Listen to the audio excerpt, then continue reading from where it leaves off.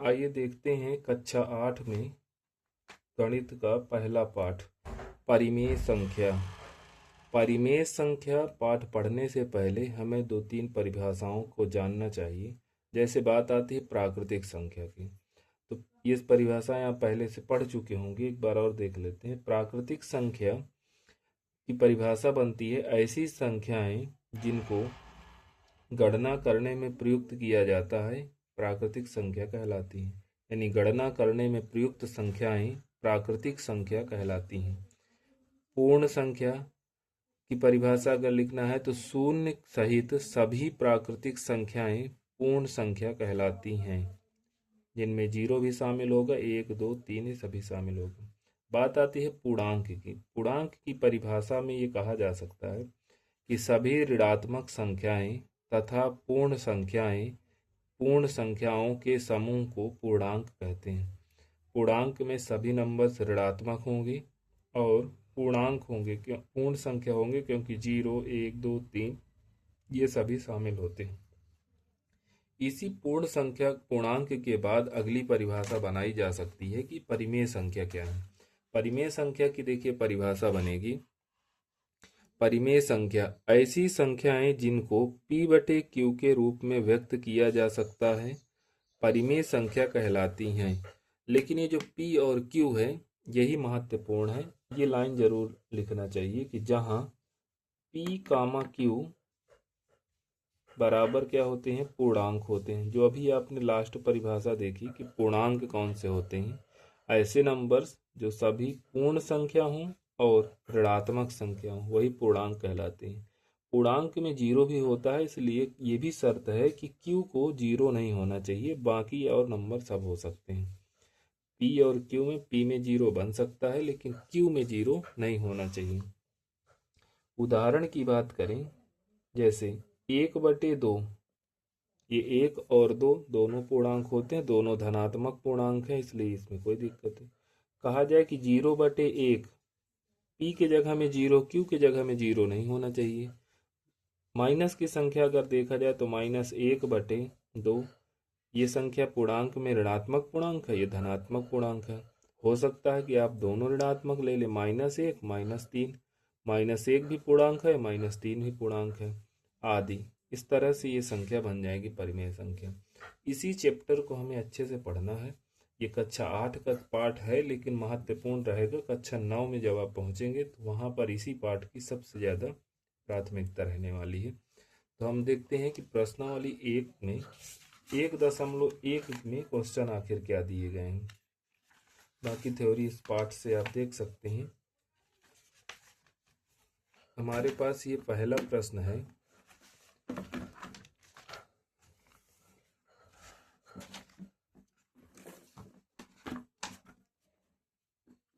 इसको हल करना है। कहा गया है निम्नलिखित में से कौन धनात्मक परिमेय संख्याएं हैं। तो इसको आप हल करते जाइए, यानी प्रश्नावली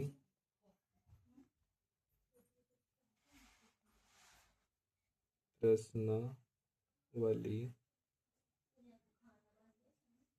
1.1 का जब पहला क्वेश्चन देखेंगे, इसमें क्या लिख के दिया जा रहा है कि 12 और -17 में से कौन सी परिमेय संख्या धनात्मक है। अगर इसको आप कर रहे हैं कि कौन सी संख्या धनात्मक है, तो ये आपका पहला नंबर है जो कि दिया जा रहा है फर्स्ट में कि ये है 12/-17। दूसरा नंबर है कि क्या है, -17/-21। ये खा नंबर है।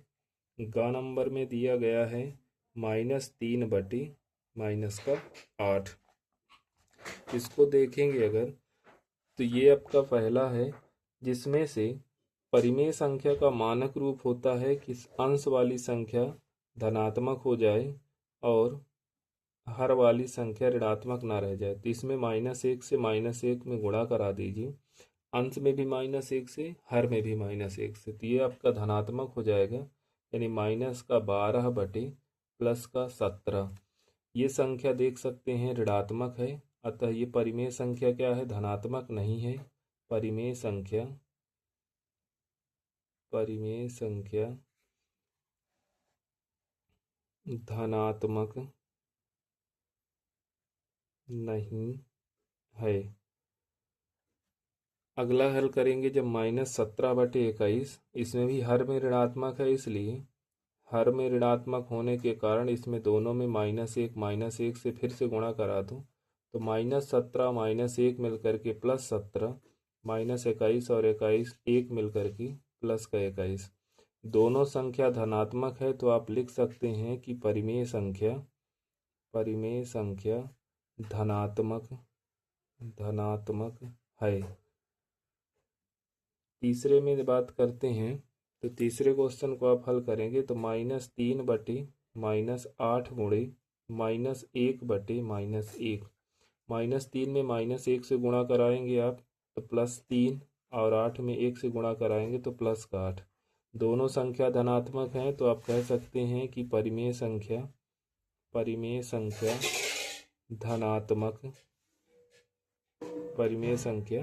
धनात्मक है। ये आपसे पूछा जा रहा था। क्वेश्चन नंबर अगर दूसरे की बात करें, दूसरे में कहा गया कि निम्नलिखित में से ऋणात्मक परिमेय संख्याएं पहचानने के लिए देख सकते हैं कि आपके पास पहला क्वेश्चन जो दिया गया है कि दूसरे में का नंबर में जो पहला क्वेश्चन है वो कह रहा है कि -16/-30। दूसरा खा नंबर जो प्रश्न है वो दिया गया है 15/-19 और तीसरा नंबर है गा नंबर -8। इनको अगर आप हल करेंगे कि ऋणात्मक संख्याएं कौन सी हैं तो इसको देख सकते हैं। इसमें अगर देखें तो वही है कि इसका मानक रूप पहले तो चेक करेंगे तो -16/-30।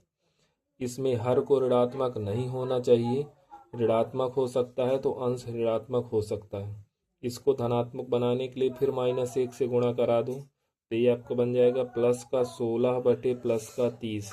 दोनों अंश और हर दोनों धनात्मक है, इसलिए ये बनेगी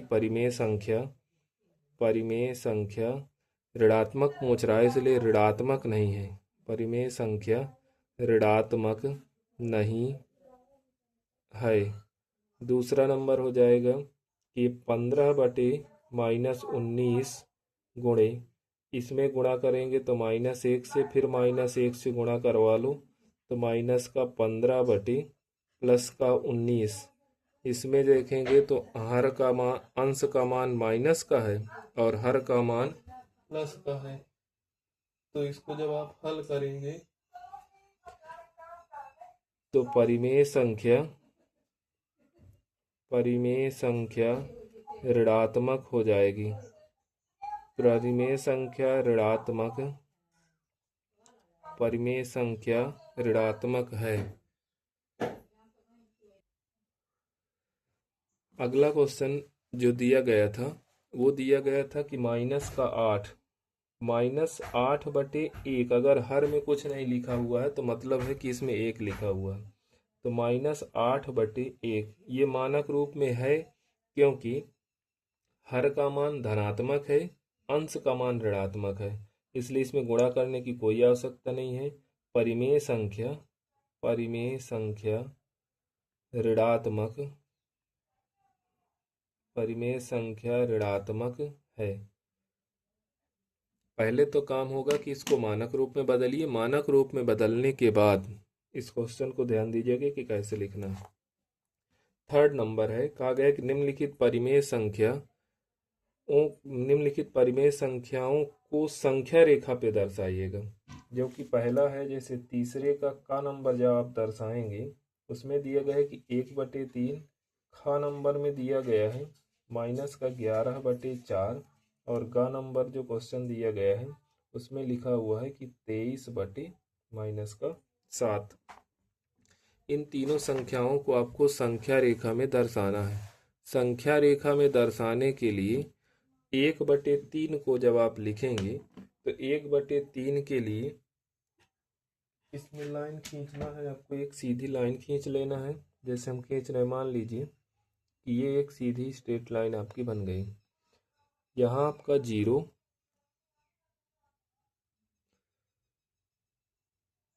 यहाँ आपने 0 बना दिया तो इधर 1 बनेगा तो इधर की तरफ आएंगे तो -1 बनेगा। इसका मान जो होगा, अगर इसको बदला जाए मिश्र भिन्न में, तो 0 सही 1/3 में, यानी 0 के आगे धनात्मक संख्या में दाईं तरफ इसका मान प्राप्त होगा। इसको बदल दीजिए, यानी 3 खाने काटना है, 0 से 1 के बीच में 3 भाग बना दीजिएगा, 1 1 2 और ये तीसरा भाग।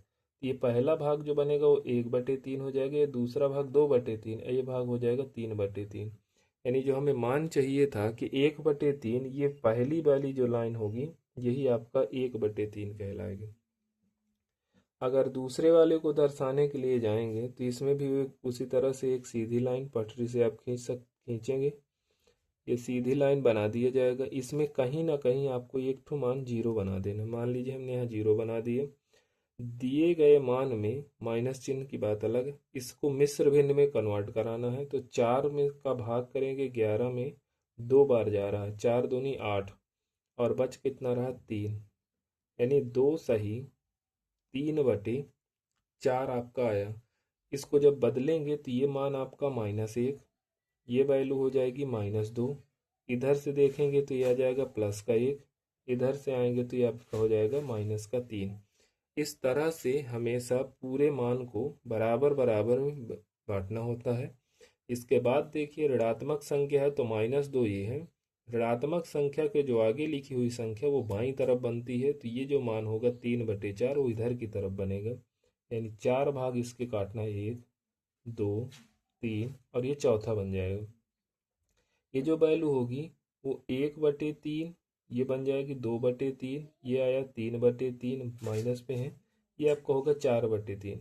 तो आप हमें चाहिए था 4 4 में काट, 1/4 2/4 3/4, ये हो जाएगा 4/4। तो चाहिए था कि 3/4। ये जो वैल्यू होगी यहाँ पर एग्जैक्ट देखेंगे तो -11/4 बनता है आपका। उसी तरह से इसको डिवाइड कर लीजिए, माइनस का 7 का भाग करना है इसमें 23 में, 7 त्रिक 21, 3 सही 1/7, यानी कि आपके पास पूरे पूरे 7 3 खाने आपके पास होने चाहिए।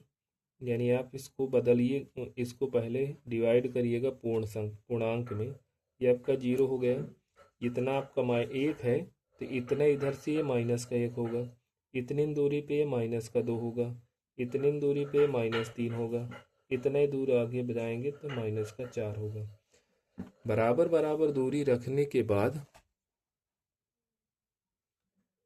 1/7, 3 के बाद -3 के बाद ये आ रहा है मान 1 2 3 4 5 6 7, यहाँ डिवाइड कर लेंगे, ये वैल्यू क्या हो जाएगी 1/7। यही आपको चाहिए था कि -3 के बाद आ जाए, ये वैल्यू हो जाएगी -23/7।